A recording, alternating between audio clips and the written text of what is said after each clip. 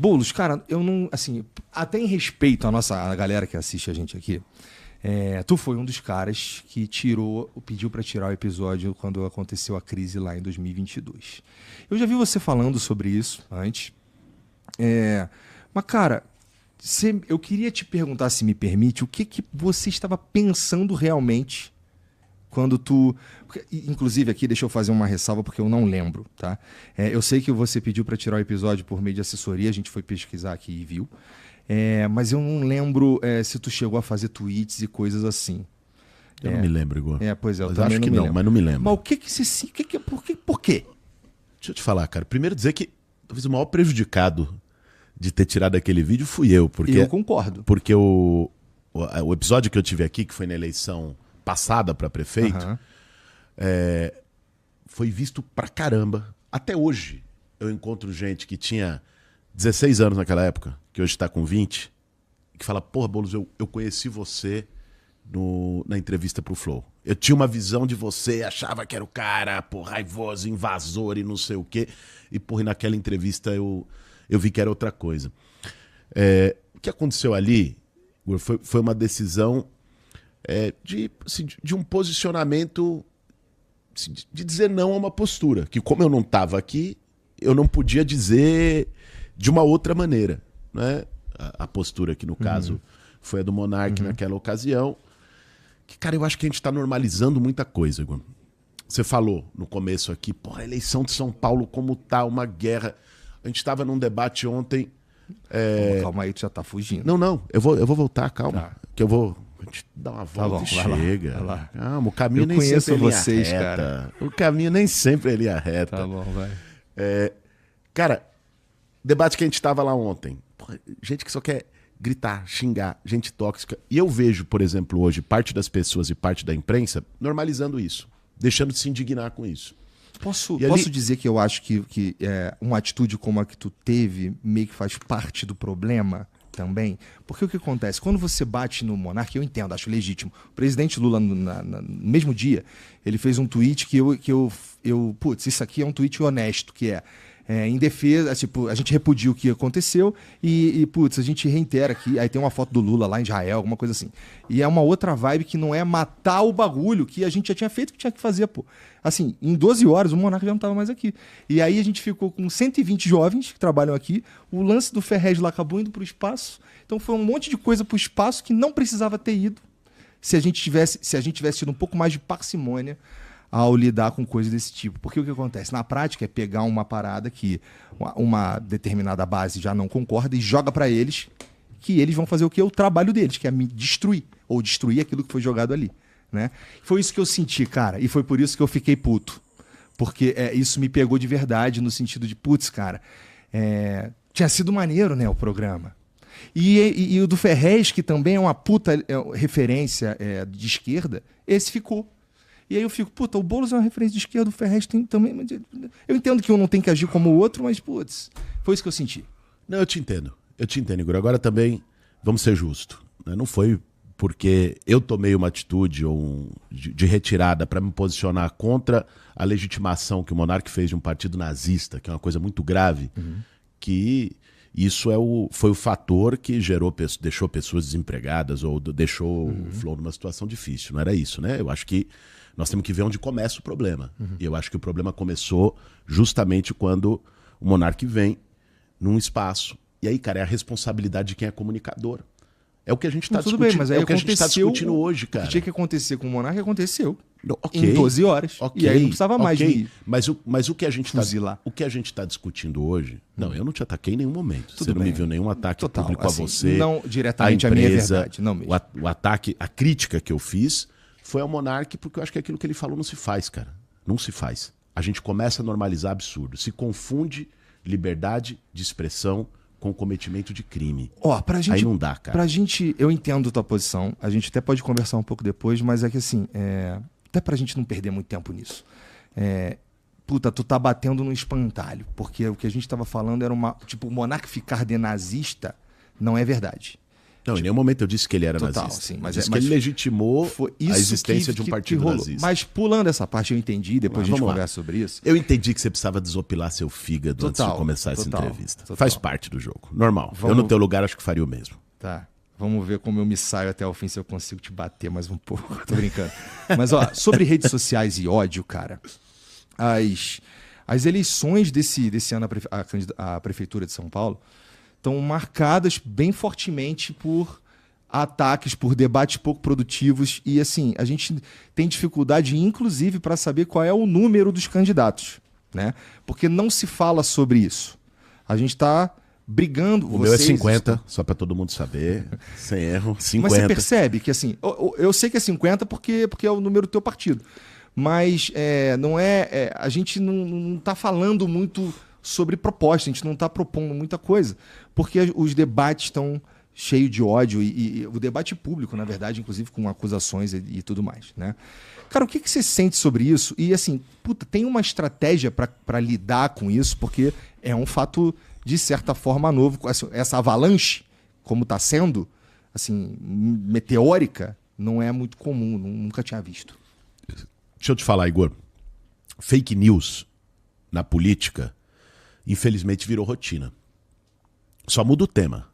O método é o mesmo.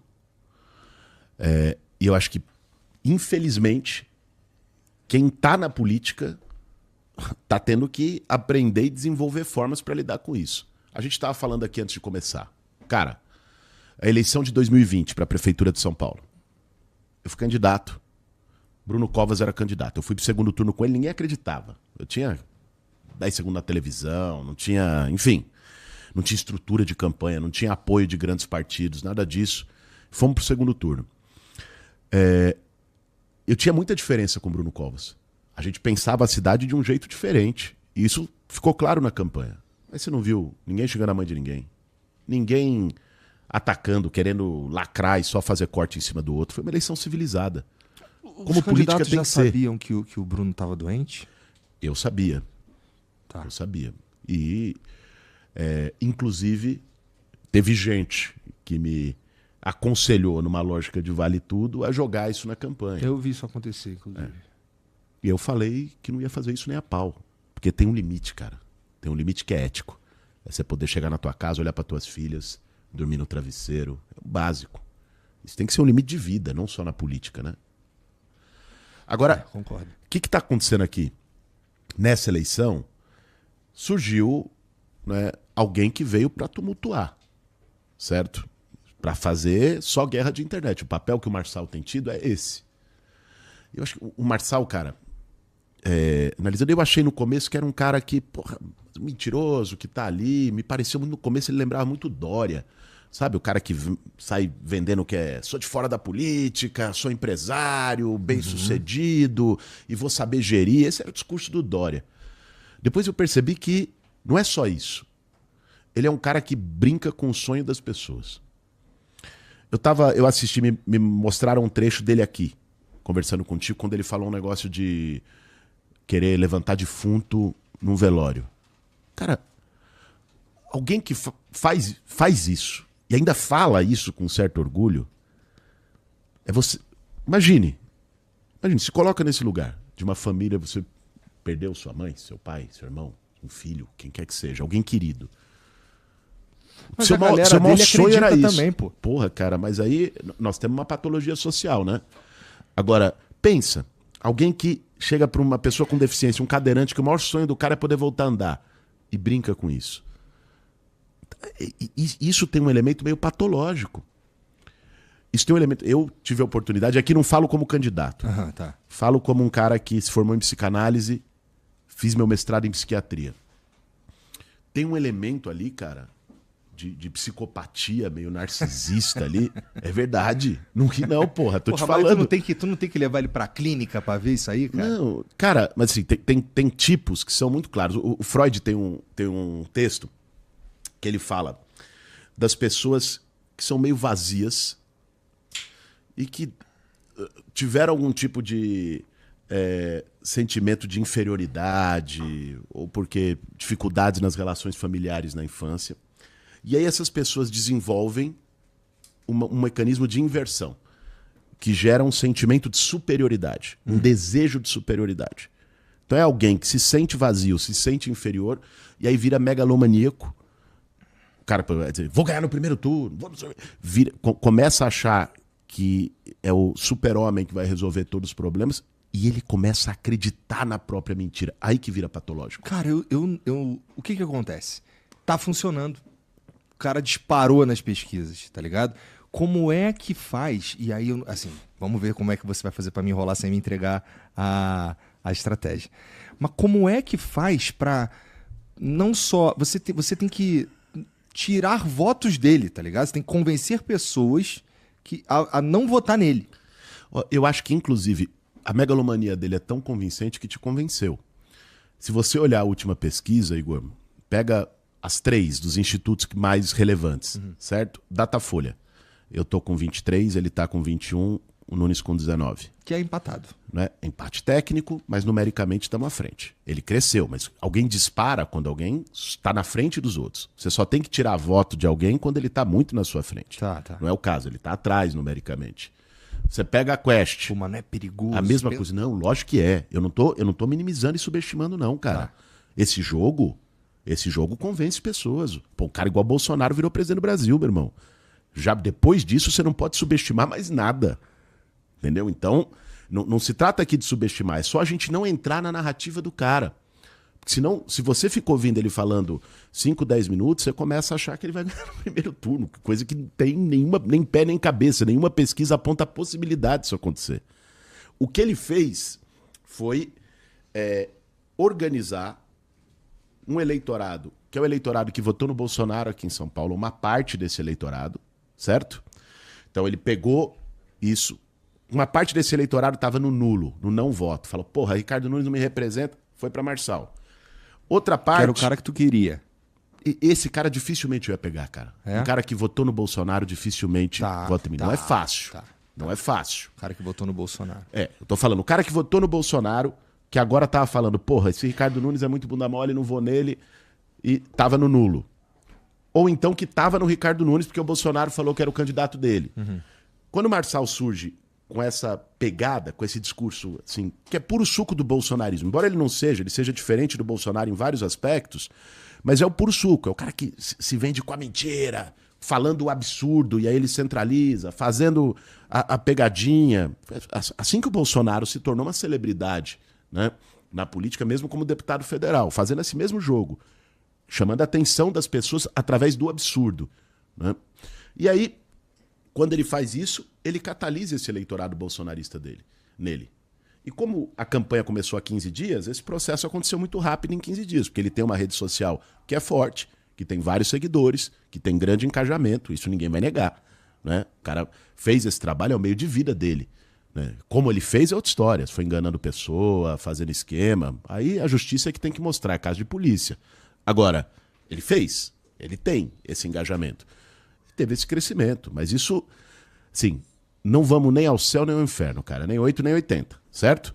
Não pode subestimar, não pode falar, putz, isso aqui acabou que não, é um risco. Eu acho que São Paulo está vivendo um risco hoje. Um risco de ter uma articulação do pior da política bolsonarista com o banditismo, com ligação com o crime organizado, chegando na prefeitura e com a chave do cofre da maior cidade do Brasil. Isso tu fala com tranquilidade, que tem ligação com crime organizado. Porra, bicho, isso não sou eu que falo. Você tem visto as matérias? Tenho. E as investigações? Vamos citar algumas aqui. Então, né? mas é que tem que estar investigando. Aí, beleza. Não, mas durante as investigações, até você ter uma conclusão, existem uma série de indícios probatórios que se sustentam. Então, por exemplo, uma coisa é certa. Pessoal, 2 caras ligados a ele, assessores, amigos dele, trocaram carro de luxo por cocaína. Isso é certo, isso aconteceu e está comprovado. Outra coisa é certa. O presidente do partido dele tem um áudio, que não foi adulterado, que é verdadeiro, dizendo que tem ligação com o crime organizado, com o tráfico de drogas. Outra coisa é certa. Ele foi condenado pela justiça por roubar velhinha, né, num esquema bancário de fraude bancária. Isso é inegável, está lá a sentença, né? O cara foi condenado nisso. Então, assim, você tem agora, essa é uma investigação que tem menos, vamos dizer assim, menos conclusões do cara que ele tem ligação, que comprou aeronaves para ele e tal, do esquema das aeronaves, também vendia as aeronaves para o tráfico de cocaína da Bolívia para o Brasil. Agora saiu esses dias com documentos, com investigação da Polícia Federal. Então, cara, quando tem rabo de porco, focinho de porco, orelha de porco, costuma ser porco. Eu costumo acreditar nesse tipo de coisa. Agora, o cara tem indícios de ligação com banditismo. Isso não é novo. Não é novo. Pensa numa coisa. Qual a relação que a família Bolsonaro tem com a milícia no Rio de Janeiro? Porra, bicho, o Adriano da Nóbrega, do escritório do crime, a mãe dele e a irmã eram assessoras do Flávio Bolsonaro. Né? O Bolsonaro homenageou ele como deputado. Sim, o Queiroz era o assessor do Bolsonaro e operava com os caras. Então, construiu-se uma relação da família Bolsonaro com a milícia no Rio. Essa ligação de extrema-direita, de bolsonarismo com o crime, não é nova. Ela é nova aqui em São Paulo. No Rio, ela já está sendo investigada e já tem conclusões e provas há muito tempo, com gente presa. Né? O problema, o risco que a gente está vivendo hoje em São Paulo, Igor, é dessa situação, de virar quase a mesma coisa que é política e crime, que já existe no Rio de Janeiro. Quase todos os governadores do Rio foram presos. Verdade. Os últimos 5. Mas, cara, disso entrar aqui para São Paulo, cara. Isso é grave. Nós estamos falando de um orçamento de quase 120 bilhões de reais, bicho. Não é pouca coisa. Não, tudo... sim, se for, especialmente quando a gente tiver a comprovação, se a gente tiver a comprovação de algo nesse sentido, também, assim, extremamente perigoso mesmo. Mas, cara, assim, o lance do... Você estava falando muito de Bolsonaro e de tudo mais. Ainda é uma eleição aqui em São Paulo que dá para se apoiar nas figuras de Bolsonaro e Lula, cara? Porque, assim, tu é um mini Lula, de certa forma, né? Você acha? Eu acho que tu se comporta um pouco. Assim, quando você fala, você parece o Lula, inclusive. Não sei se tá tentando imitar, mas parece. Não. A lance da barbinha, não sei qual que é. Pô, você tem uma barba maior que eu, mas bicho. quando eu tô falando no comício, eu não pareço Lula. É que você não fala no comício. Você só fala aqui no Flow. Deixa eu te falar, Igor. Cara, é lógico que as pessoas precisam saber quem apoia quem. Mas eu tenho minha trajetória própria, meu irmão. Eu não me escoro em ninguém. Minha trajetória eu construí através de uma atuação no movimento social, que eu tenho o maior orgulho e que pago o preço dela até hoje. Preço seu meme do invade casa. Cara, porque assim, a gente pagar o preço pelas nossas escolhas é o que tem que ser mesmo. Total. Isso é o correto. Você tomou uma escolha, você tem que pagar o preço dela. Quando você não paga é covardia. Eu pago o preço das minhas escolhas e me orgulho delas. Você não vai me ver em nenhum momento falando, porra, cara, não era bem assim o que eu fiz. Não. Sabe o que eu fiz? E acho bom a gente ter a oportunidade de falar isso aqui. Eu desafio qualquer um, Pablo Marçal, Ricardo Nunes, ou qualquer um que diz que eu sou invasor de casas, que o movimento sem teto invade casa, a dizer uma casa. Uma. Não precisa de duas, não. Uma que o movimento invadiu. Não tem, cara.